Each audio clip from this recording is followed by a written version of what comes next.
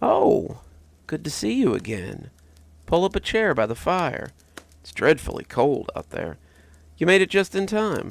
I'm glad you could come by for another daily dose of cozy horror with me, Dr. Plague. So, get comfy, get something warm to drink, put your feet up, and hear some of your old favorites, and maybe some of your new favorites, too. I honestly think the scariest part about this next story is that you have to listen to me sing, which I don't know how anybody tolerates. But it's an old classic called The Bunny Man, and I hope that you enjoy it. There once was a man with ears, you see, in the dead of the night he'll come for thee. He'll drag you into the woods to scream, and there your bones he'll gnaw. Soon shall the bunny man come to take you away from your dad and mum. Soon shall the bunny man come, and your soul shall belong to him. Stop it, Catherine! I'd scream, but Catherine just cackled and sang it all the louder. I can still remember my sister's face because of that ghoulish smile she wore while she tormented me. We grew up in New Zealand, so the shanty was something old that we changed for our own purposes. Many of the kids sang it, but my sister was the first to adopt it into something different from the original. A few kids had added some creative lyrics to the original song, usually something about farty men or something, but Catherine had turned it into a song about the bunny man. She was forbidden from singing it at school. By our parents and teachers, and she took it as an excuse to sing it for me at every opportunity. It was usually sung low, under her breath, so my parents couldn't hear it, so she could deny it when I began crying about it. It was in poor taste anyway. The bunny man may have been an urban legend, but the man going around kidnapping children was very real. That summer, 13 children had gone missing in the city we lived in. All of them were from poor families like ours, who lived in tenement buildings, much like ours. They always disappeared in the middle of the night after being lured out of their houses, and there was always some sign left behind that tied them together. Whether it was spray painted on their door, the fence behind their house, or the sides of the building they lived in, the calling card was always left in plain white spray paint for the police to find. A white rabbit head in a white circle, the sign of the bunny man. My sister had started humming the little shanty after the 7th kid had gone missing. I had heard her in her room, working through the lyrics as we did homework. She would hum them to herself in a distracted way that people often do while they're trying to figure something out. As she scratched away at the math problem, she would argue with herself and make corrections to the grisly little shanty she was constructing. I would shudder to myself as I heard what she was writing, and I think I might have become her horrified little barometer. The more I shuddered, the more lyrics I heard that stayed in place. By the time school started again in August, her shanty had taken form, and she began her reign of terror. Catherine and I were 2 years apart. I had started 6th grade, and she had started 8th, and she seemed to delight in terrorizing the other girls in my class with her Bunny Man song. She would walk behind groups of students, humming the tune at first as they walked from class or to lunch. Then she would begin singing the words to herself, low at first, building volume, until a few of them started to hear what she was singing and become noticeably upset. Then she would run up behind the group, caterwauling the last verse as she sent them screaming and running in all directions. That's how she had earned herself a suspension from school and a grounding from our parents. That's why she was home that night, the night of December 15th, the night the Bunny Man did indeed come. We were both grounded that night, actually. My sister was grounded after being suspended from school for her Bunny Man shenanigans, but she didn't much care. She was happy to put off schoolwork and watch TV all day and suffer the wrath of our parents. I, however, was grounded for encouraging these antics by saying I had seen the Bunny Man. It wasn't a joke, though. I wasn't trying to encourage Catherine in her bad behavior. I had woken up for the 6th night in a row, hearing someone humming that shanty and going to the window to see who it was. I couldn't actually be hearing anyone, I realize now. Our loft was on the 5th floor, looking out on a vacant lot and the road behind the building. There was no way I should be able to hear anything. I could, though. I can clearly remember hearing that shanty, hummed in a gravelly baritone that sounded as though it were right outside the window. The first few times I heard it, I went to the window and looked out on the lot. In the moonlight, he was standing there, in the road, a man in a dingy gray rabbit costume, his eyes glowing yellow and his ears cocked almost jauntily. My parents would hear me screaming and come running into the room to see what was going on. They would find me on the floor, screaming and pointing out the window, always gibbering about the bunny man. After the third night, I didn't even go to the window. I would lie in bed and sob as the shanty bore its way into my brain. I would sob and call for them, screaming about the damn bunny man, until finally, my father couldn't take it anymore. That's why both of us were grounded on the night in question, the night our parents went out. It was supposed to be a family night. We were supposed to go out and have a real family meal, see a movie, maybe get some ice cream. Instead, my father had been using it as a punishment for my sister after she'd gotten in trouble. We three would go out and have fun while she stayed home and did not. My mother, however, thought this was a little harsh, and she had been pleading with him to reconsider. This had made him a little short, and after being woken up by my screaming all week, he had reached his limit. He grounded me as well, thinking I was trying to egg my sister on with all this bunny man nonsense, and announced that he and my mother were going on a date instead. "We will be back at 10. You two are to be in bed by 8:30. If I come in and you're still awake, you will be severely punished." Then they left, and for a few hours we'd gotten along pretty well. Catherine made dinner, heating up some canned pasta in the microwave, and then we'd watch some TV as the sun set and the evening wore on. It wasn't until 8, when I got off the couch and started for bed, that she started in on her old ways. She asked what I was doing, and when I told her I was going to get ready for bed, she asked me why. "You heard, Dad. If we're still up when he gets here, we're going to get in trouble."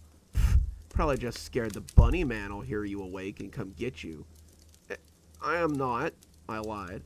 "R2, you're in such a hurry to go to sleep, so the bunny man will come and take you away." She leaned towards me, grinning that awful grin. "Oh, there once was a man with ears, you see." I put my hands over my ears and started running away as she sang all the louder and chased me. "In the dead of the night, he'll come for thee." "Catherine, stop it," I sobbed.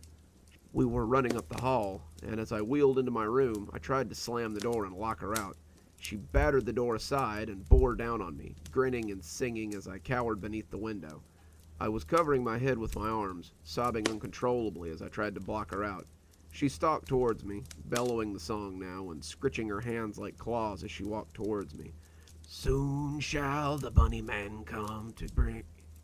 But she stopped suddenly, and as the silence stretched on, I opened my eyes and looked up to find her looking out the window as she loomed over me. She was staring out the window, transfixed by whatever she saw there, and this new game was almost scarier than the shanty. Her face held a look I was unused to seeing. She was startled, unsure of what she was looking at, but it also appeared that there was terror there.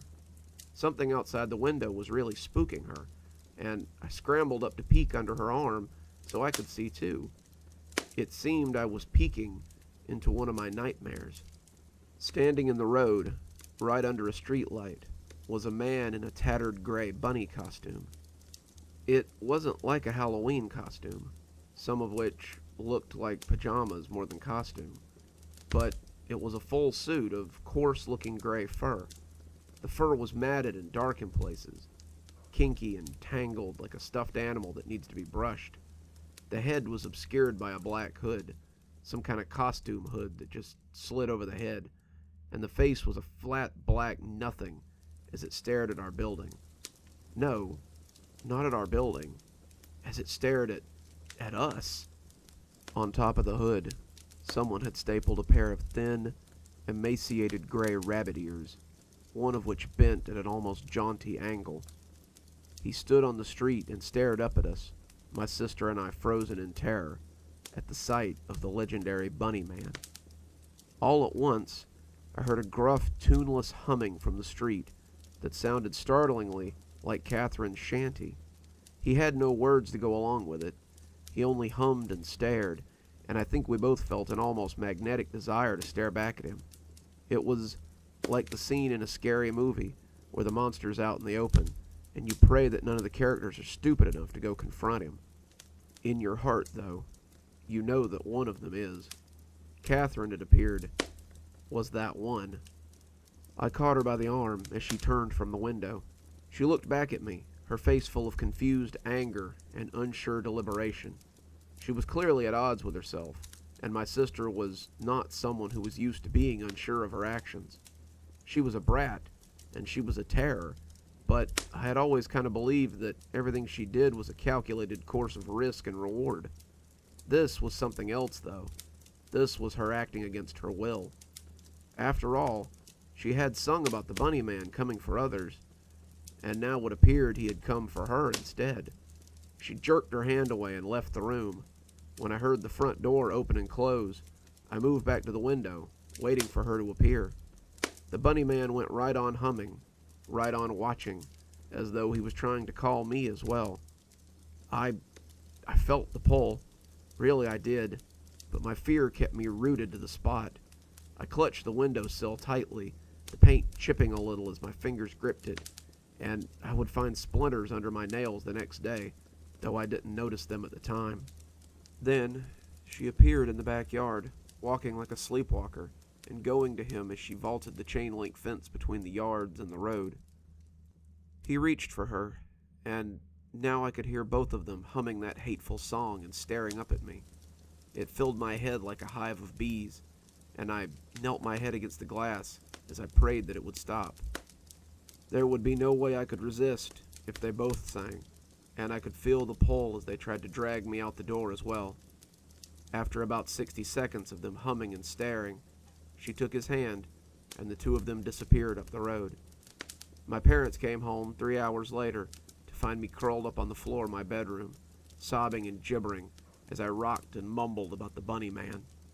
They searched the house, thinking that my sister had gone too far. She had finally scared me too much, and now she was going to have to answer for it.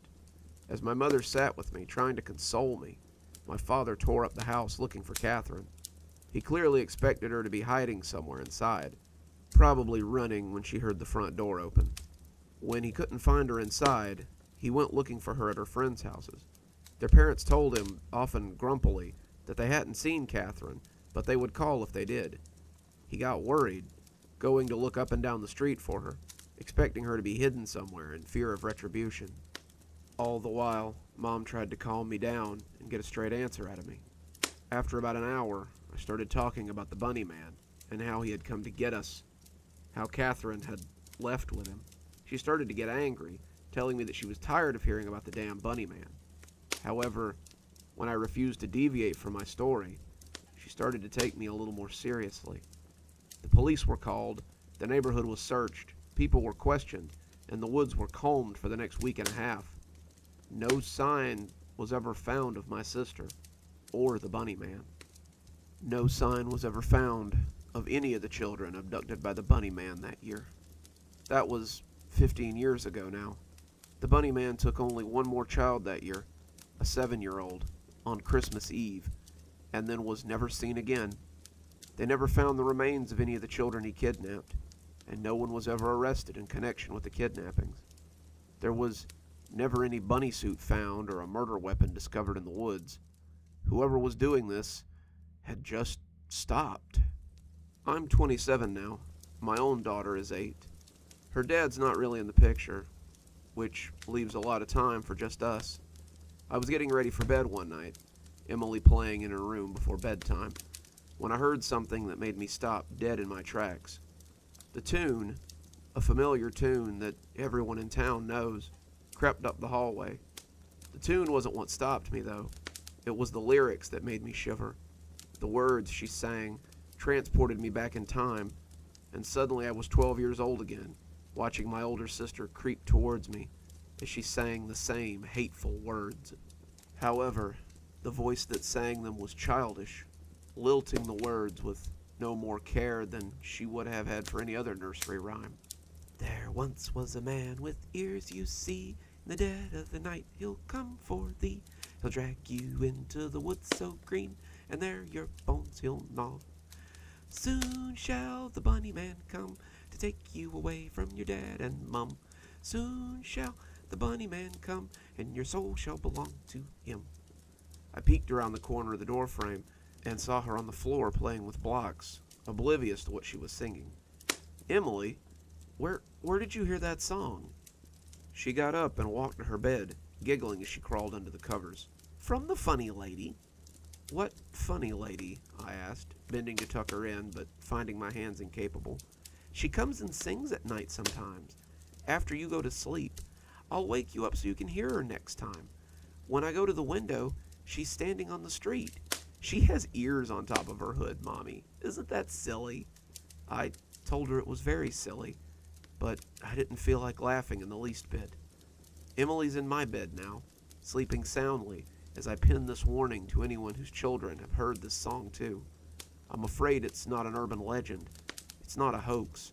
The Bunny Man is real, and it seems that he's not alone anymore. He's coming for our children again, and I, for one, don't mean to lose my daughter to this creep or his children.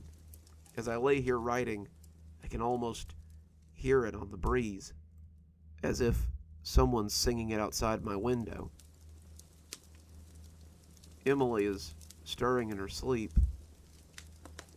It appears it may not just have been in my head. I fear it may already be too late. This next one is really more of a summer story, so let's hope maybe it can bring a little bit of warmth to our cold, cold living room on such a windy, rough day. It's called The Cabin in the Woods, and it stars a character that's become kind of a fan favorite. I hope you enjoy it as much as I do. The four of us hunkered behind the fallen tree, looking through the binoculars in turn as we surveyed the cabin. The cabin that had been abandoned for as long as we could remember, and now suddenly there was a candle burning in the window. This had been a summer to remember for sure, and it would become a summer that none of us would forget. Richie, James, Tera, and I had been friends since kindergarten, and we had spent every summer playing around the neighborhood and having fun. This summer, however, was special. We were 11 this year, or close enough to make no difference, and some of the restrictions had been taken off of us. We could ride our bikes a little farther, stay out a little closer to dark, and explore the woods around our house, as long as we weren't in a group. The woods had been a source of restricted adventure for us, and now we were free to explore them as we chose. The first day of summer, we all met at my house with backpacks and camping gear so we could start exploring. Terry had paper and intended to make a map. Richie had brought some of his dad's tools so we could make forts or little bases in the woods. James had the nose of his air rifle poking out of his bag, and I had my wrist rocket hanging from my back pocket. We felt like explorers preparing to head out into the unknown territory, and we just knew that this would be a summer to remember. We began by exploring the places we knew in the woods, places our dads had taken us camping, or our parents had let us go to on our own. Terry made a crude little map for us to follow, and as the summer unfolded, the map got bigger and bigger. Soon the small camp and the creek were joined by the berry bushes, the big rock, the snake sighting place. We had seen a big black snake there, but it had slithered away. And of course, the cabin. The cabin was the oldest thing we had found in the woods. It seemed to be abandoned, but it was so well maintained that it had to be owned by someone. The land was well kept as well. There was no trail either, and the trees would have made even a small car difficult to get in there. We figured it was some forest dweller's summer cabin or something, and we left it alone. We had other things to occupy our time, though, and the cabin was soon forgotten about. We spent the first month of summer building forts and making rafts so we could sail down the creek. We thought we might play pirates if we had a raft, and we started lashing some of the big logs together with some rope from my dad's shed. We made a sail from some old bed sheets. The raft was laughably small. Only one of us could have fit comfortably on it at a time, but we still had fun imagining the four of us sailing up the creek to the small lake that led to it. On July 1st, the first weekend of high summer, we asked our parents if we could camp out in the woods for the weekend. We'd all been in Boy Scouts for a few years, and we'd all gone camping before out there. We felt that we could probably survive in the woods with some food to cook and some shelter to keep the elements off. To our surprise, our parents agreed, on the grounds that we did not camp too far in the woods, and we marked our map where we would be so they could find us. No more than a mile into the woods. my dad had said, "and you make sure to clean up after yourself so you don't attract anything you can't handle." So we packed our knapsacks and prepared for a weekend in the great outdoors. We hadn't realized how close we were to the cabin when we set up camp, but when Terry had come back with firewood and told us about the candle burning, we had discovered that we were only about 20 minutes from it. We had all been sent out on such errands, and Terry was the last one to return. I had been setting up the tents, Richie had made the journey to the creek for water, James had been digging the latrines we would use, and Terry had been getting firewood. It was getting on in the afternoon when he finally arrived, and the hot dogs in the cooler were calling our names. He dropped the firewood and told us we had to come see this. So here we were, watching the cabin for signs of life. Other than the candle, there wasn't much to see. There was no vehicle in front of the cabin, no lights on in the house, and had it not been for the candle, it would have been just as cold and abandoned as it always was. As it grew darker and no lights came on inside either, we kind of lost interest in the cabin and returned to our campsite. It had been a momentary curiosity at best, but our stomachs were grumbling and we were ready for dinner. As the darkness settled in, we had our weenies on sticks and roasting nicely over the fire. We had begun chatting about the adventures we would have this weekend, and the laughter around our fire was loud and merry. James had put some root beer in the cooler, and we were breaking out the Jiffy Pop as we prepared to tell ghost stories. Ghost stories were a huge part of any campout, and we meant to outdo each other with our tales of terror that would rival anything we had ever read. "I got one," Terry said, letting his hot dog slowly burn into a charcoal lump. "I read it online. This guy lives with his grandpa, and he said his friend turned into a tree."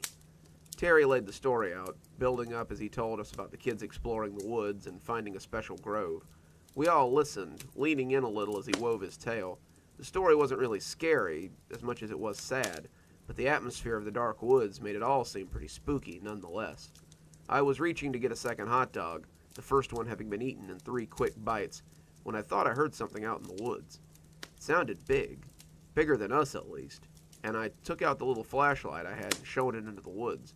James looked up from spearing another hot dog, craning his neck to look into the spot my flashlight was illuminating.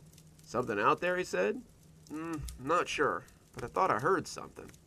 All of them turned to look, eyes peering into the murky blackness, but whatever it had been was either still or had moved on.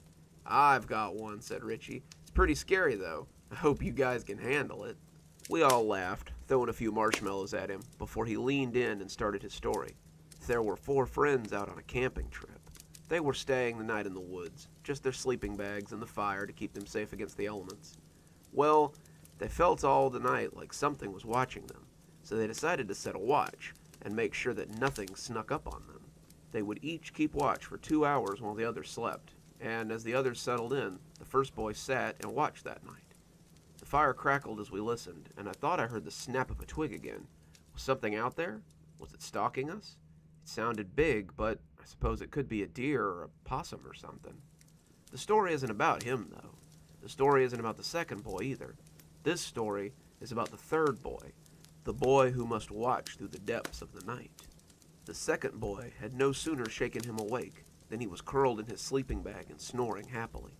The third boy had slept for a few hours, but he was still tired. He didn't like staying up late, and was used to being snug in his bed when the sun went down. He sat by the fire, the warmth wafting up into his face, and he felt warm and comfy as he began to drowse. I heard a stick crack to my left, and I cut my eyes in that direction. Just then, something stepped on a branch out in the woods, and the boy found his drowsiness melting away. What was that?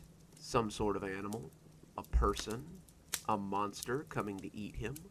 The boy sat up a little straighter, but he was so tired, he could barely keep his eyes open, and the fire felt so good. I could see something out of the corner of my eye, but I couldn't be sure what it was. An animal? A person? A monster come to eat us up? He looked around, but he could see nothing. The small fire did little to light the forest around him, so he reached for more wood and began to build it up again. His hands shook with each piece he grabbed, and the coals danced as he slid the fresh logs into the flames. He soon had the fire raging, a burning pyre that threatened to catch the lower branches of the nearby trees on fire, but still, he could see only the vague outline of what stalked him. Whatever it was, it looked big like a bear, maybe even bigger. It had a towering presence that made it appear monstrous in the dancing light of our campfire. It appeared to be wearing clothes, but I couldn't be sure. Was that a dress? Maybe a robe? I couldn't be sure, but it was coming closer as we all sat raptly and listened to Richie's story. The boy watched the shape as it stalked closer, unable to tell what it might be. It was so big, it could be anything. A bear, a person, anything could be out in those dark woods. He took one of the burning sticks from the fire and held it out before him like a torch, trying to ward off whatever this diabolical creature might be. It came on heedless of the burning stick, and the boy began to scream as it stepped out into the firelight, and he caught sight of his stalker. This creature wasn't quite so bold. It hung back slightly, not daring to get close enough to be seen. When they found the boys, all of them had been killed. Of the 3 that had been in the sleeping bags, nothing was ever found, just a lot of blood soaked into the bags themselves. Of the watcher, however, they found him still at his post. He leaned in, the fire making his face look sinister. He was frozen in fear, his heart having stopped from terror. I turned then, looking over Terry's shoulder and into the woods, but whatever it had been was gone now. "Wow," James said, putting a fresh marshmallow on to replace the one that had fallen into the fire as he listened. "That was a great story." "Yeah," I agreed, scouting around behind him for shapes. "Bet I know who scared him so bad," James said, a little smile on his lips. "I bet it was Soap Sally." A chill ran up my spine. "Don't even say her name out here," I quavered, the others looking just as shocked. Soap Sally was not something to be joked about in the woods at night. Soap Sally was a local legend, a washerwoman who had done her washing at the watering hole for as long as anyone could remember. She made her own soap, made her own candles too, and was said to be able to make spells and potions as well. When she was found to be making soap out of the bones of runaway children, she was burned as a witch with only the briefest of trials. She was still used as a way to scare bad kids into doing what they were supposed to be doing, and there were still disappearances from time to time that weren't quite explained. I heard a rumor that those kids who went missing in the next town were taken by Soap Sally, James continued, clearly intending to milk the story for all it was worth. "James," I started, but I tensed when I heard a stick snap too close to our campsite. I heard she found them out past curfew and just snatched them up. They ran, of course they did, but she got them, one by one, and took them back to her lair to make them into soap. From behind James, a shape rose, a looming shadow that seemed to grow from the ground. I gasped, looking at Terry and Richie as it rose to 6 feet tall. Their mouths were hanging open, their eyes as big as dinner plates, and James clearly thought we were scared of his story. Then she hacked them up and boiled off the fat. She made them into soap, and then their parents found the soap the next day, and they used it to wash their hands. They never knew they were washing themselves with the bodies of their dead kids, and somewhere that old crone just laughed at them. As they mourned their loss, she laughed and laughed, stalking the night as she looked for more children to... But he noticed us crab-walking away from him and rolled his eyes in laughter. "Oh, come on, guys, it's just a story. Quit goofing around," and... But he gasped as her long black nails clenched his shoulder. When the monstrous woman bent down, her mouth of sharp teeth grinning much too wide, he began to scream like a stuck hog. We all screamed then, running into the woods like bullets fired from a gun. James screamed behind us, begging us to help him, but we were only 10 or 11. What could we do against something like that? We all stayed together as we realized that my house was the closest, and we ran for it. The moon was high and bright, and if it hadn't been nearly full, we'd have likely never found our way home. The woods we had so often played in seemed sinister, a child's fairy tale story, and we wanted to reach the safety of home before the witch could scoop us up and gobble us down. Every limb that grabbed our shirts was a witch's claw. Every hole that yawned to stop us was a hand coming up to catch us, and every sound was that horrid creature in hot pursuit. When we broke the tree line and made it to the row of fences that marked our neighborhood, we all breathed a little easier. My dad was having a beer on the back porch when we got there, and it seemed that Richie's dad had decided to join him since they were both childless for the night. It was only about 9:30, and both of them looked up expectantly as we ran in. "You boys get spooked by a deer already?" My dad joked, realizing then that we were one short. "Where's James?" I sobbed as I tried to catch my breath, and Dad must have caught enough to understand that someone had taken James. He got us all inside and called the police, Richie's dad calling James's parents as he did. Before long, everyone's parents were there, and the men had begun searching the woods. Dad wanted to take us with him, but we all refused to go. We'd had a scare, and when the police arrived, the whole group took to the woods to find James. They came back a few hours later to tell us that there was no sign of him at our campsite. Is there anywhere that you can think of where he might be, boys? Maybe somewhere in the woods where this person might have taken him? He said person because they had refused to believe any kind of Soap Sally talk. They wanted to keep this in the real world, and that meant that if a woman had taken an 11-year-old boy against his will, then they were likely close. "The cabin," Richie almost hissed, looking to us for support. "Remember? We saw the candle burning there earlier. Maybe it's her cabin." We showed them on the map where the cabin was, and they told us to stay here as they all went to investigate. They were gone for about an hour when I heard the back door open and the 4 dejected fathers of my group come shuffling back in. They told the 3 of us to head up to bed so they could talk, but we hunkered at the top of the stairs and listened as they told what they had seen. James's mother cried a lot, his father holding her tight. The police were still there, and the sheriff had called in more deputies from the neighboring town. They were searching the cabin from top to bottom. They had found the door unlocked, and when they had gone inside, they had found that the cabin wasn't just someone's summer home.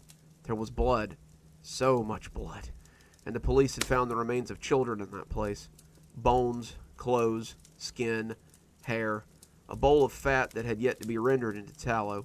The kitchen had several items for making soap, and they'd said the stove was still hot when they arrived. They'd found a shirt on the top of the pile, and James's father had identified it as the one James had been wearing when he left home that afternoon. They searched those woods for 3 days, but they never found James.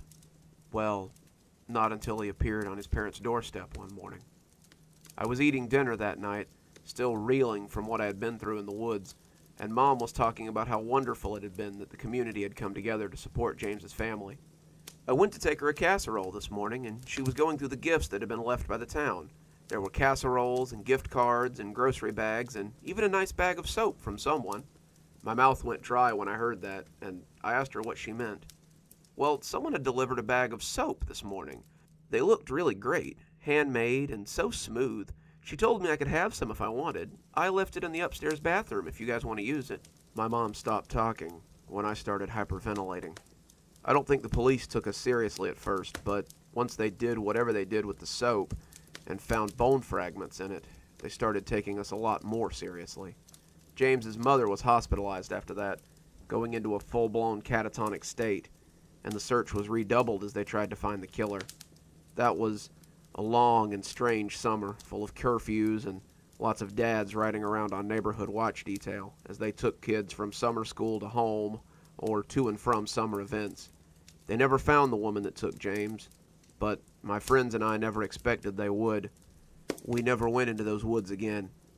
It's been years since the campout, but sometimes I still look at the woods from the back porch and can swear I see the specter of Soap Sally as she looms at the edge.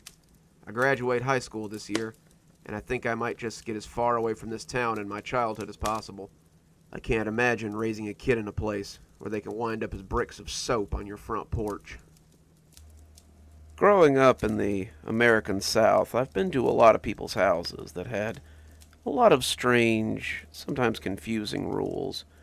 Things you could or couldn't do inside, maybe leaving your shoes at the door, maybe, I don't know, pseudo-religious things that didn't really make a lot of sense to me.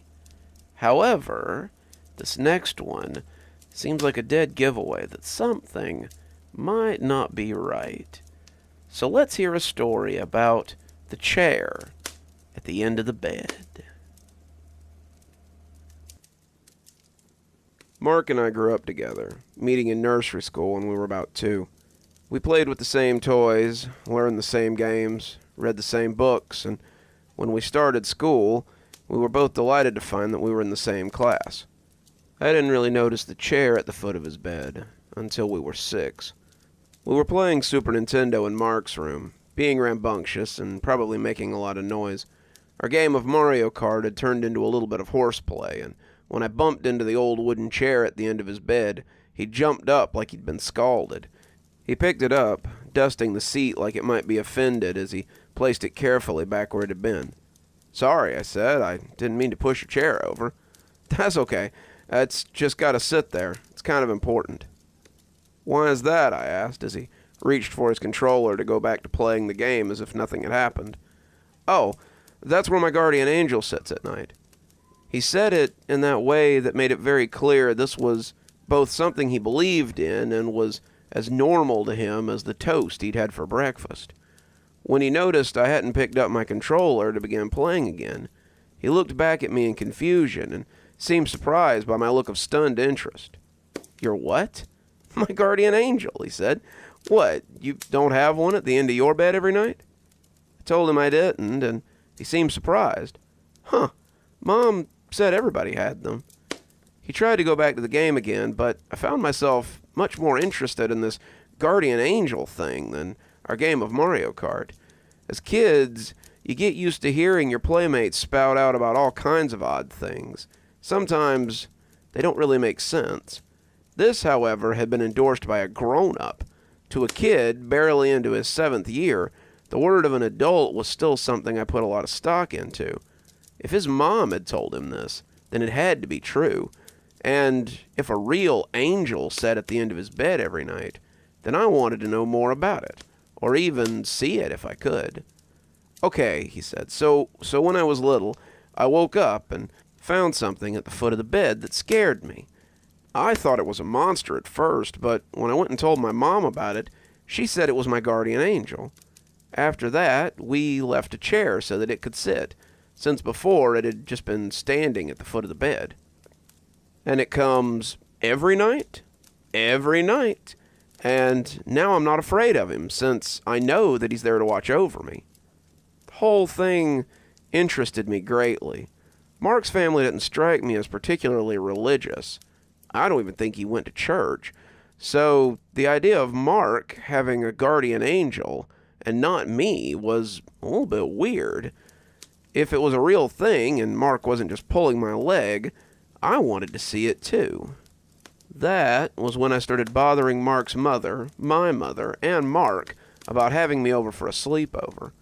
We were getting to that age where sleepovers were pretty common, but it seemed like they just never had a good time to do it. There were always weekend plans. My parents were religious, so we always went to church on Sundays.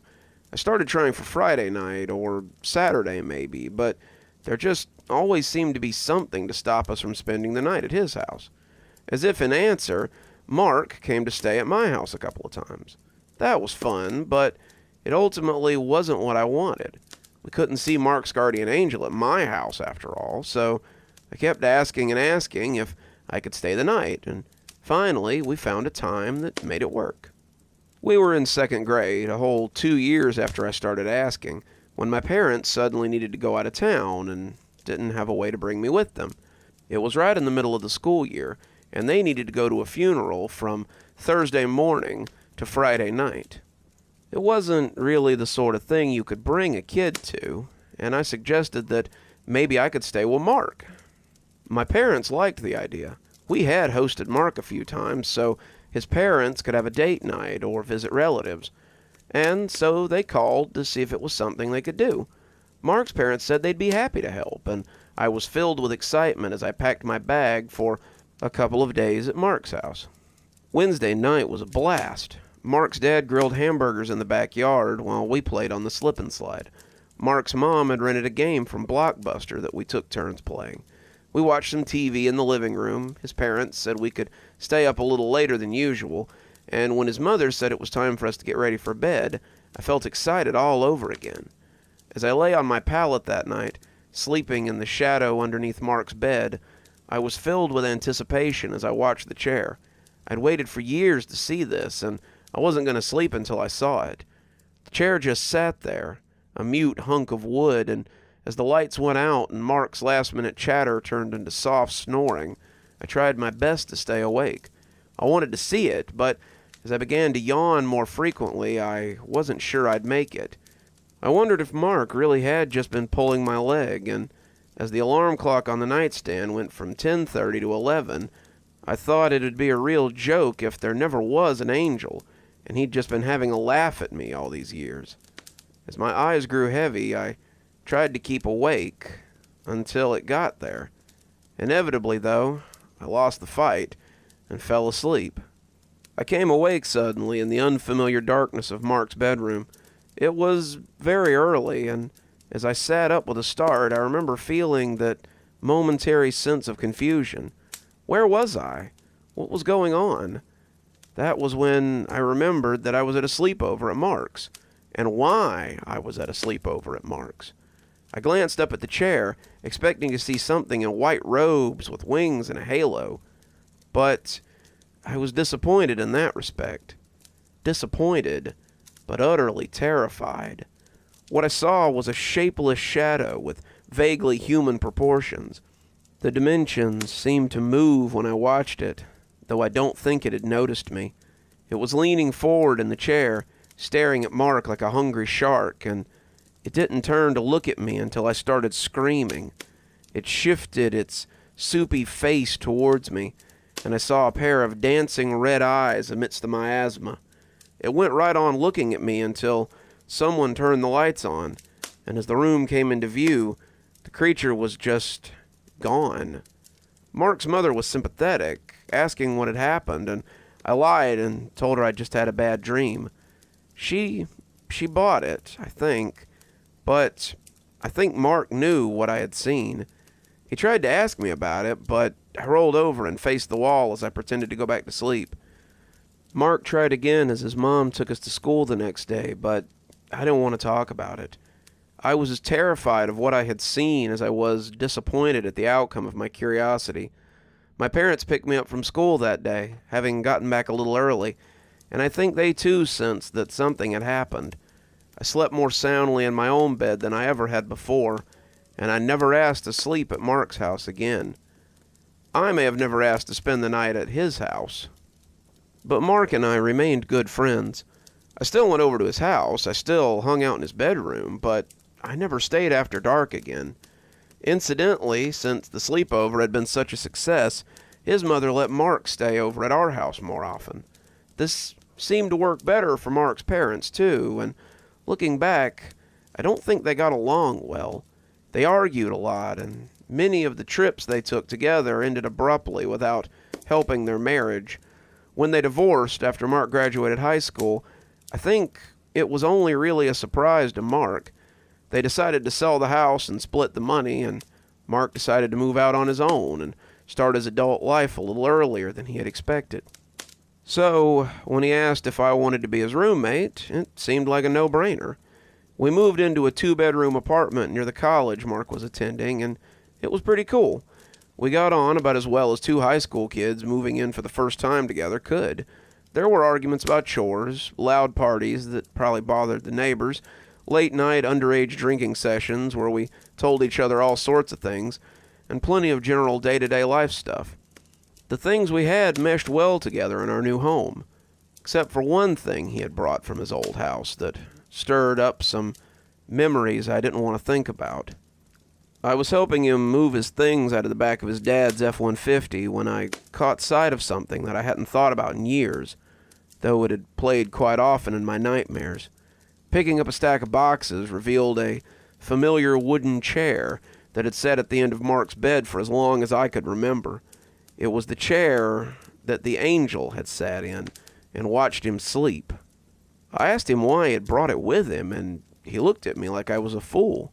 It's where my guardian angel sits. Duh. Why wouldn't I bring it? I had kind of hoped that the angel was just an at-his-house kind of thing, and the thought that it might be in our apartment at night gave me the creeps. My boss had been asking if I'd be interested in working the night shift for months, and after seeing that chair sat with such care at the end of his bed, I went and told my boss that I was ready to accept. I wanted to live with Mark and help him out, but I just couldn't stand being in that house at night. I could tell that Mark was a little miffed that I wouldn't be at home at night. Night was kind of the only time he wasn't at school or work, but he understood that the bills had to be paid. I don't think he actually understood why I'd taken the night shift. If I was off, I always kept my door locked and slept facing the wall. If the angel ever came into my room, I never knew about it. I certainly never left a chair at the foot of my bed. And I guess if it came to our house, it stayed in Mark's room. Though I guess in the end, it worked in Mark's favor. I was at work one night, playing on my phone and watching cameras, when my phone rang. I saw that it was Mark and figured he was just making sure I was going to be home in the morning before he had to go to school. When I picked up, however, he sounded frantic. Mark was yelling about needing me home right away and how he needed help calling the police. I told him to calm down and just go ahead and call the cops, but he said he couldn't until he cleaned up a little bit. Then he said the most chilling thing I'd heard since we were kids. The angel got him. Got who? I asked, still not sure what was going on. The intruder that broke into our house. I called my boss and told him about the situation, and he agreed to come work for me so that I could get things sorted out. I offered to come back, but he said there was no need. I was probably looking at police reports and other paperwork anyway, but to let him know if I wasn't going to be in tomorrow night so that he could make arrangements. He even said he'd pay me for the night. My boss was a good guy, one of the best bosses I've ever had, and I always appreciated how helpful he was. By the time I got home, Mark was in a tizzy. With good reason, too, since it looked like someone had exploded across his floor. There was blood on the walls, blood on the carpet, blood across the bedspread of Mark's bed, as well as hair, meat, and bones everywhere. The bones were splintered and broken, and everything looked like someone had been fed into a wood chipper. I didn't know what to make of it, but the most striking was the blood splashed across the plain wooden chair that sat placidly amidst the gore. I pulled Mark into the living room and asked him to tell me exactly what had happened. After a few glasses of water and a little scotch, he finally stopped shaking enough to tell me. He said he had heard the guy come in with a key, and he thought it was me. He had rolled over and went back to sleep, already seeing the angel there and feeling safe as he usually did. When he heard rustling in the living room, he thought it was a little odd, but figured I was just settling in for some gaming. When his bedroom door opened, he knew something was amiss. I didn't usually go into his room at night, especially not after what Mark considered bedtime, and the door opening made him turn to confront whoever it was. He had sat up in bed, looking at the person silhouetted in the hall light, and that's when he saw the angel turn its head to look at the intruder. "What the hell?" the guy said, his voice deep and confused. Mark said he had taken a step into the room, fiddling with something in his pocket, but he never got out what he intended to use. Suddenly the angel was standing, and Mark said it just sort of blurred at the guy. He knew how that sounded, but it was like 1 minute it was standing beside the chair, and the next they had been face to face in the doorway. He had reached out towards him, his hand sinking into the man's chest, and the intruder had made a noise like he was having indigestion. The angel simply pulled him to pieces. He had ripped him right down the middle, long ways, and that had been where most of the blood had come from. He had thrown him against the wall, well, half of him, and the other half he had dragged to the floor and began to eat. Mark said that had been the worst part, watching it eat. It didn't eat like a normal creature. It ate by pressing its formless head against the body. Parts of the body just disappeared. It was like watching something that I couldn't see devour somebody. As it ate, Mark had gotten shakily out of bed and moved slowly around the perimeter of the room. He had watched the thing as he went, unsure whether it would hurt him or not, and when he came to the door, his hands trembled as he reached for the light switch. Just as the lights came on, the creature had looked up in surprise. Its eyes almost looked betrayed, and as he dissipated, Mark was left with the remains of its feast. I don't know what to do," Cops are never going to believe that some weird angel that I've had since I was a kid tore this guy apart. This is a little excessive, even for a home invader, and I'm afraid that I'm going to be in trouble. It's probably going to incriminate both of us for me to put this in here, but we came up with a story that wouldn't sound quite so crazy. The story was that Mark had been in the bathroom when the guy came in. Mark had locked the door and hunkered down to wait on them while they started taking things.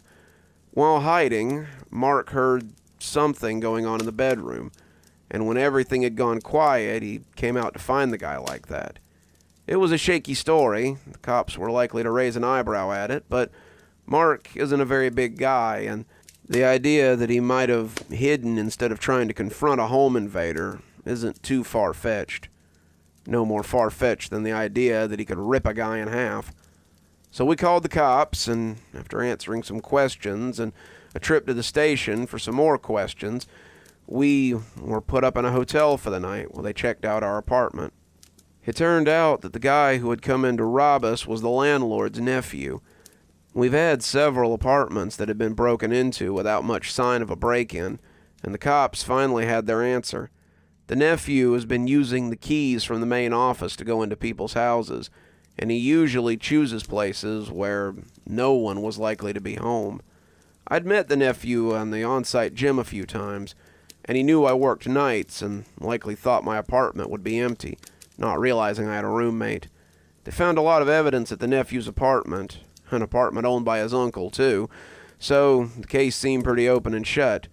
Most of them thought that he'd had an accomplice who was on drugs or something, and the two had just gotten into a brutal exchange over some of the plunder. We actually got a small reward for calling it in, though I think our landlord had mixed feelings about the whole incident.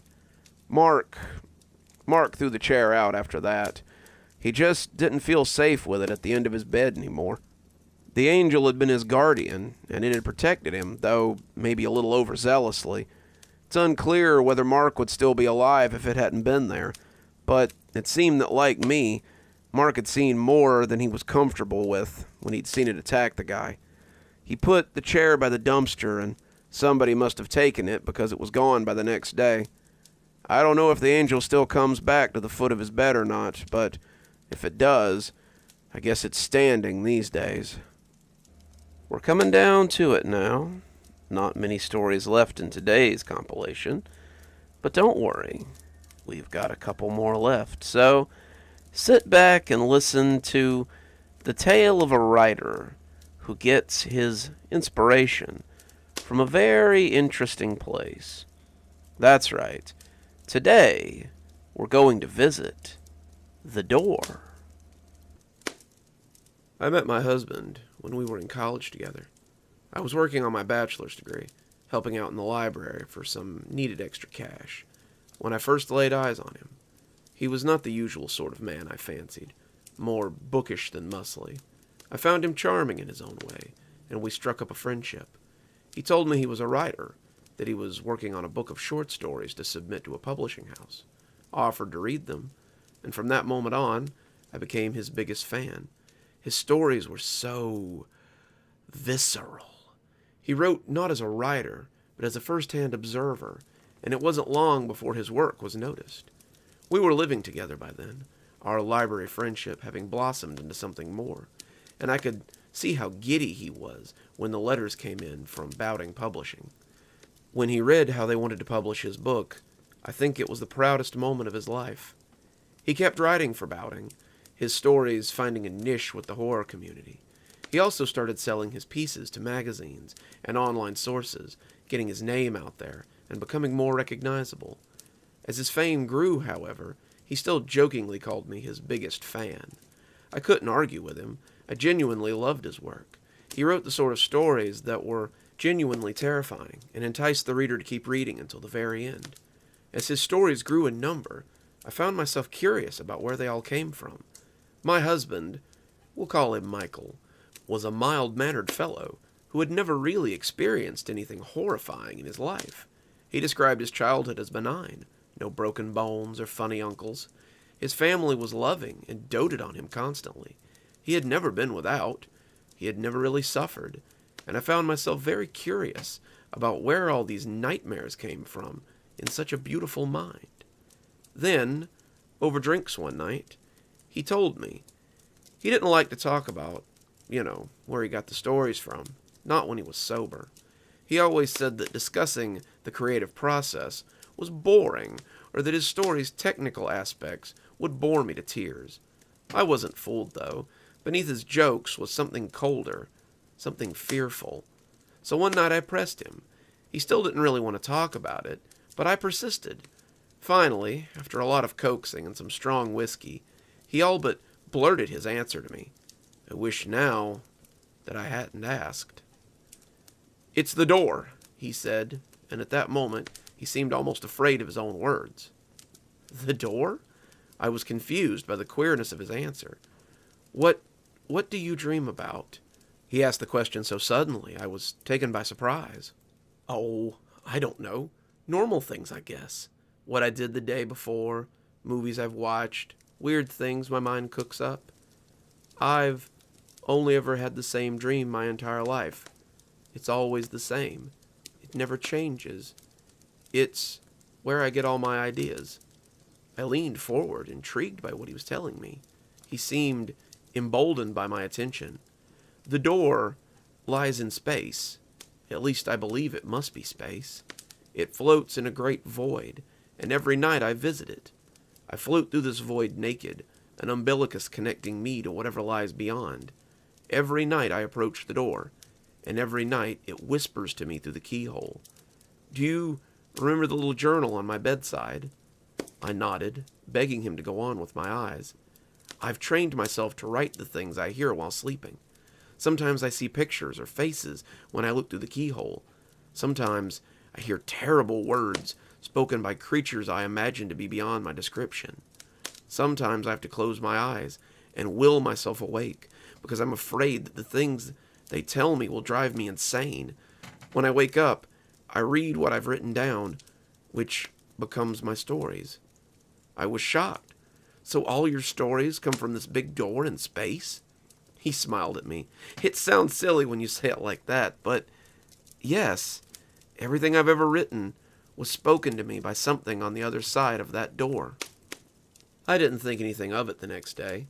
We'd been drunk, and he had just spouted off something to make me shut up. I was sure of it. I became more aware of his journal, though. Sometimes at night he would wake me up with the scratch of his pen on the page. I didn't like to look at him when he was writing it. It was like something otherworldly had taken his strings and was using him without his permission. Watching him write in that fugue state made me feel uncomfortable, and I took measures not to be awake while it was going on. I didn't think anything else of this, not until about 3 months ago. That was when he started having the nightmares. His work had always been creepy, always terrifying, but now it took on an alarming quality. He began talking about creatures that lived beyond the door. These creatures sounded more than a little Lovecraftian, and he was assured that their presence on Earth was an affront to the natural order. They came and went, their arrivals marked by some with great portents, and their battles had shaped history. The stories weren't the only thing that changed, though. He began to sleep poorly.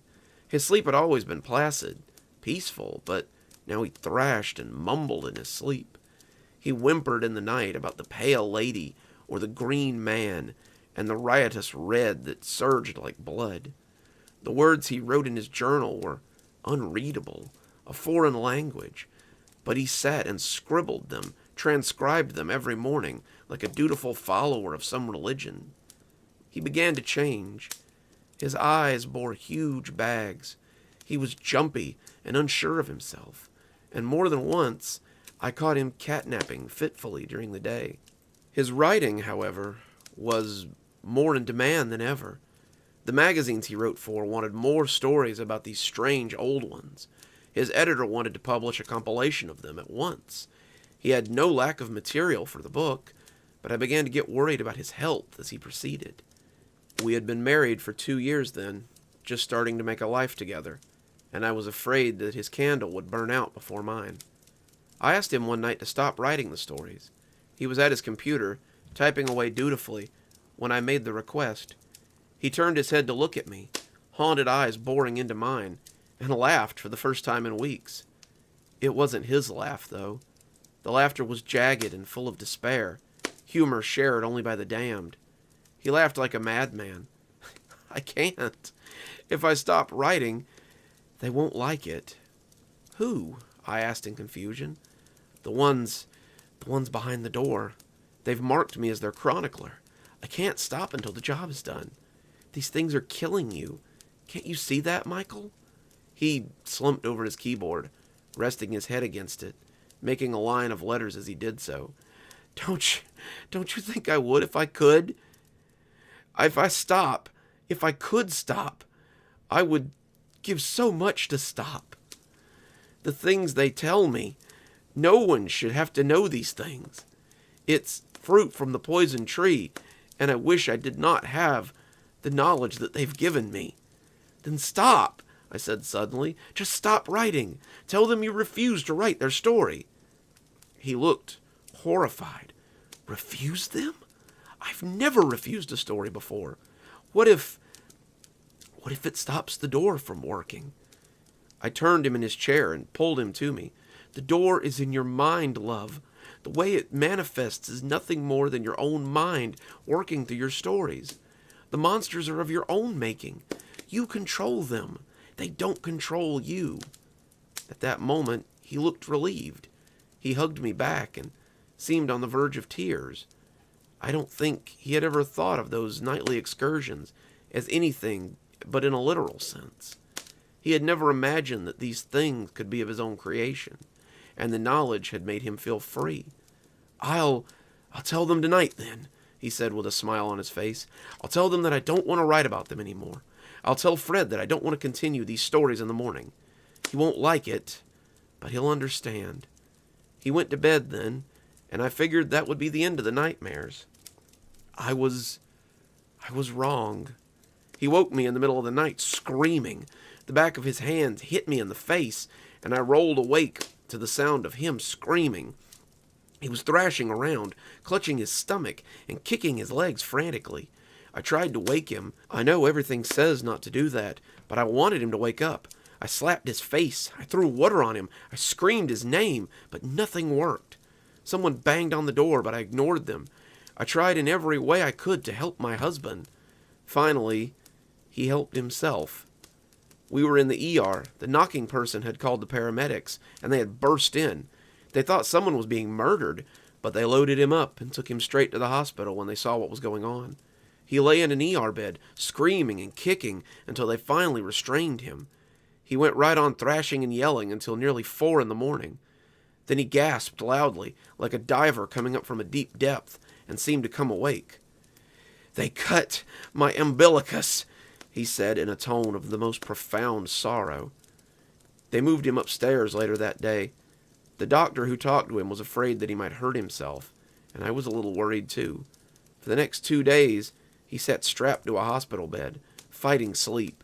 He couldn't sleep, he told me, because he would have no way back without his umbilicus.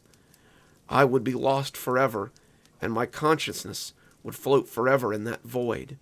He told me how he had told the thing behind the door that he would no longer write its story. I had assured him that it was all in his head, that it was a product of his imagination. When it had burst through the door and screamed, he knew it was all too real. He had run then, fled across the void, but the creature had wings and it had chased him. It defies description.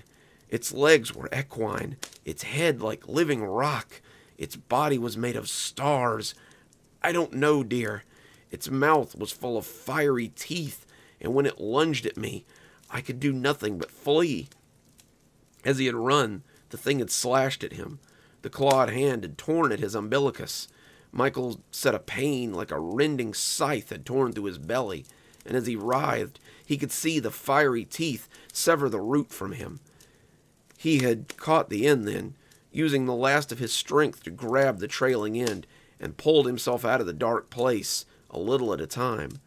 He was afraid after that, afraid to go back, afraid of what might be waiting there for him. He fought sleep for the next 3 days. He would nod and awaken, but it seemed harder for him to come back every time.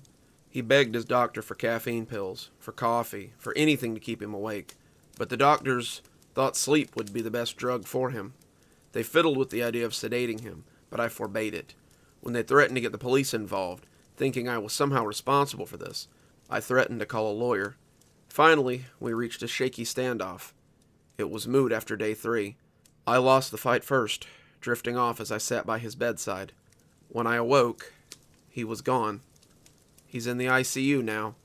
His coma is deep, and the doctors are afraid he might have suffered a stroke. They don't know about his nightly travels. Wouldn't believe me if I told them. But I know what's been happening to him. He's adrift in the void now, maybe already dead at the hands of this elder thing, and there's nothing I can do to get him back. But maybe there is something you all can do.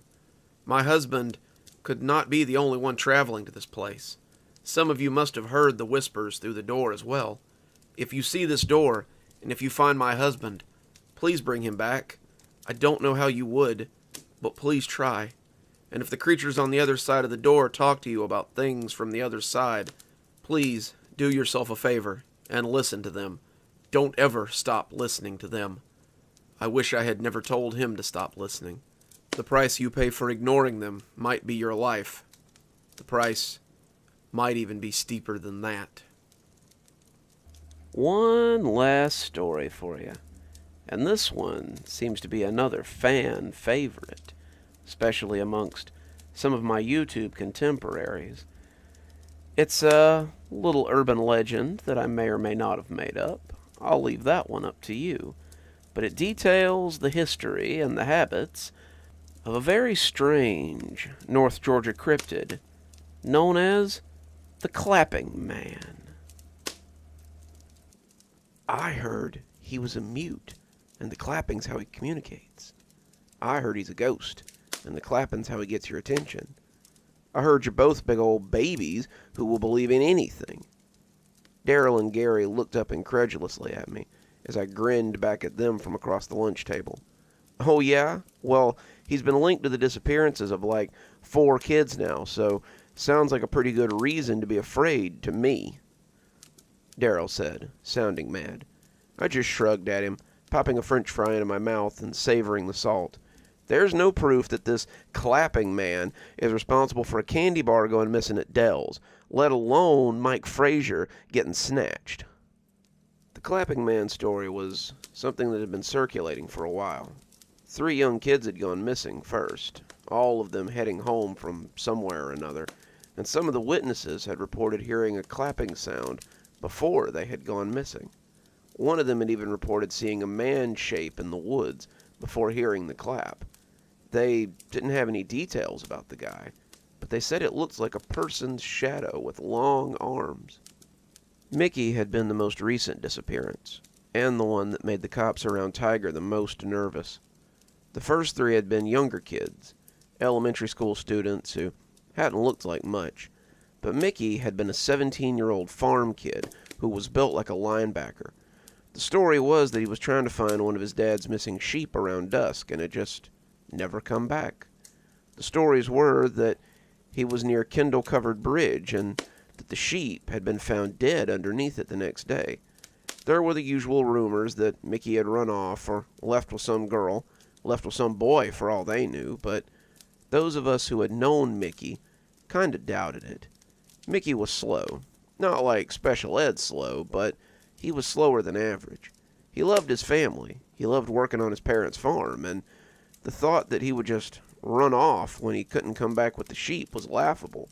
Mickey liked football too, but if his dad had asked, he would have given it up in a heartbeat. The cops knew this too. That's why they were sure that Mickey had been taken by someone, and that someone had to be big. The bell rang then, but we kept our seats as the good little sheep dispersed around us. We'd leave when the monitor finally told us we had to, and not a minute before. Gary still looked a little nervous as the cafeteria cleared out, but Daryl was pretty used to it. Daryl and me had been hellions since we were young, but it was a life that Gary was slowly getting used to. I'm not a bad kid. Not really. I love my mama, I respect my daddy, and I keep my truck well maintained. I'm good to my girl, when I have one. That being said, I have no time for weakness or rules. The only rule I know is that the strong rule, and it's a rule that I learned from my daddy. If I'm strong, and I am strong, I should be able to do what I want. If other kids don't understand that, well, that's their problem. Just like when I push them down and show them who's boss. Daryl, Gary, and me never really considered ourselves a gang or nothing, but we pal around because we all believe that when you're strong, you're right.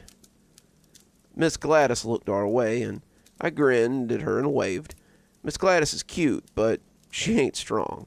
She teaches home ec, and she drives a Spark. Nothing about that says strong. She's come over before and tried to talk nice to us to get us back on the straight and narrow, but it never does any good. Eventually, she stopped trying, and when she turned to call Mr. Gersh, the shop teacher, we took to our feet and cleaned the table off, heading for class. Gersh was strong, an 8-year combat vet with scars to prove it, and he was not to be messed with. We were halfway to class when the bell rang for the start of 5th period, and I looked at the boys and told them I thought we should maybe take the rest of the day off. I gotta get to math, Gary said. If I don't keep at least a C, they'll kick me off the football team. Same, Daryl said with a sigh. If I don't pass history test today, my mama says I can't run the roads this weekend. Come on, man, just come to class with us. Beer'll still be there after school. I blew a big old raspberry at 'em and told them that if they wanted to be pansies, then I'll go drink it all up before they got there. They begged me not to go, but I was done for the day. School had never really held any appeal for me, and I'd already figured I'd drop at the end of the year and go on to hauling lumber like my uncle, or go to farming like my dad.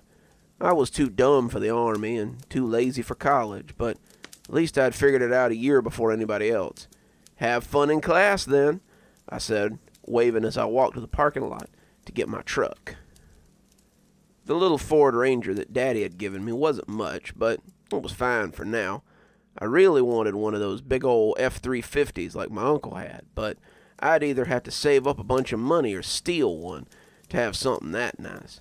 The Ranger was fine, and I slunk out of the lot in low gear before turning and flying up the road for home. The dirt roads of Tiger were like a second home to me, and as I put the schoolhouse behind me, I thought again about just leaving on one of them for parts unknown. What was there really here for me? A dead-end job and a naggy wife, squalling kids and a mortgage I couldn't pay, a bottle of beer after work with the boys, a loveless marriage that would hang like a shackle around my neck, maybe a trip to Stragview if I wasn't careful, or a telephone pole in the night if I'd had a few too many beers. I didn't like to think too much about the future then, preferring to live in the moment, and just this particular moment was about to contain a 12-pack of beer. I pulled up behind the barn so Daddy wouldn't see me if he came home early. Daddy was at the farmer's market till around 4 selling his wares, and I figured he wouldn't be the wiser of me cutting school. I walked off into the field of peanuts, this year's crop, and on into the woods beyond. I'd been exploring the woods since I was potty trained, and the spot I knew of was about a mile back in the old tangle of trees. Daryl and me had found it when we were still small enough to squeeze between the roots of the snaky trees and make a clubhouse down there, and it now served as a spot for us to drink and smoke and bring girls to for some privacy. The forest was familiar, an old friend that had protected me sometimes when Daddy had a little too much to drink, and before I knew it, I could see the old growth of trees in the distance. Most of the forest was thick old oaks and scaggy little pulp trees, but the grove was different. It was old, felt ancient somehow, and being there made me feel peaceful, like nothing could hurt me while I was there. I got to the snaky trees and took a seat on the comfy old roots that stuck above ground, reaching into the gnarled old root system and pulling out a 12-pack of Budweiser. I cracked the first can and drank it quickly, smacking my lips as the crisp taste filled my stomach. This was the good life right here, but I knew it wouldn't last forever. I'd have to trade this kind of carefree time for adulthood soon enough, and the thought of saying goodbye to the snaky tree grove was a little sad. I opened a second one, drinking it slower this time, and as the wind rustled the leaves around me, I felt a yawn creeping up my throat. Daddy and me had been splitting wood before school today, and the early morning and the lukewarm beer was starting to make me groggy. As the second one disappeared and the third one popped open, I got comfy and watched the dragonflies and the little forest animals frolic in the boughs of the trees. I felt at ease, like I was floating, and when the beer can slipped out of my hand and fell into the nest of roots, I was snoring before it dumped its delicious contents on the ground. When I woke up, it was dark, and the sounds of birds and squirrels had been replaced with insects and the scamper of bats. This didn't immediately put me off. I'd been in the woods at night before. Daryl and me had camped out tons of times, and I'd even slept rough a time or two if Mama and Daddy were fighting. I pulled myself out of the tangle of roots and wobbled a little before getting my bearings. I wasn't drunk, not by a long shot, or hung over. I had taken a long nap in the woods, and now it was time to go home and face the music. The school would have called by now and told them I left early, and Daddy would be looking for me during evening chores and not finding me. These things would have culminated into him having a drink as he waited for me, so I was likely in for a bad time. I walked out of the grove, watching my step as I went, and that's when I first heard it. A loud pop sound that made me freeze in place and listen like a spooked deer. I stopped for a count of 5, waiting for it to come again so I could identify it, but all I heard was the quiet sound of the evening woods. I started walking again, but after 5 more steps, I heard the loud pop again. I thought it might be a tree branch cracking at first, but now it sounded more like something familiar. It wasn't a natural sound, not like a branch breaking or a rock bumping as it fell. This was a sound I hadn't really heard out here before. A sound I was familiar with, but seemed alien out here. Sounded like someone bringing their hands together for a single hard clap. Kept walking towards the house, thinking I was hearing things, but the longer I went, the more I heard the clapping sound. It was infrequent, always that one loud pop, and when I looked, there was nothing I could find that would have made it. The longer I walked, the more freaked out I got at the popping. I found myself looking for man shapes in the woods, thinking about what the kids had told the cops. It was big, like someone's shadow standing in the woods. Its arms were longer than usual, and they'd heard a loud clapping sound before their friend had disappeared. I stopped again. It had been closer this time. It sounded like it was about 20 feet away, and the clap had silenced many of the forest creatures that had been buzzing placidly. I wanted to run, but I made myself walk so I didn't trip in a hole or knock myself unconscious with a low-hanging branch. There was also the fact that these were my woods. Nothing bad could happen to me in my woods. No one could hurt me out here. No one would dare to... Now it was closer. 10 feet or better. It was following me, and I was still half a mile from home. I wondered how far it would let me get before it snatched me. Would they find any evidence that I'd been alive? Would they ever find anything? I quickened my pace. Holes be damned. I needed to go. I needed to get out of here. I needed to be behind my door with the lock thrown and the bolt pushed in. I'd hug my daddy and tell him I was sorry and take whatever punishment came, but I needed to know that the monster or freak or whatever was outside couldn't get me. I ducked a branch that I saw as a vague outline and kept moving. The popping had stopped for now, but I knew I wasn't safe. I had to get home. I had to get home. I had to get... I turned my head in the direction of the sound, and there it was. He was man-shaped, that was for sure. He looked like a bulky fella, his arms and legs just thick outlines in the murk. I couldn't see his eyes, but I could feel him on me. He didn't make a sound, but the longer I stayed still, the more I could hear a low murmur, like a TV show trying to break through the static. I thought he might be frozen by my stare, but as I watched, he raised his hands slowly and brought them together with a single loud clap. I took off like a shot. I ran and ran and ran as the poppin' followed me. I expected that every step would be my last. A claw would come out, or a set of teeth would clamp down on me, and I'd be dragged away to whatever served as a den for the digestion, or God knew what else. The popping sound started coming from directly behind me, and I could feel the air of those massive hands. I could see lights coming into view up ahead, and I thought I might have gotten turned around and found the highway. I didn't care. I just wanted someone to help me escape this creature, and I wasn't choosy about who.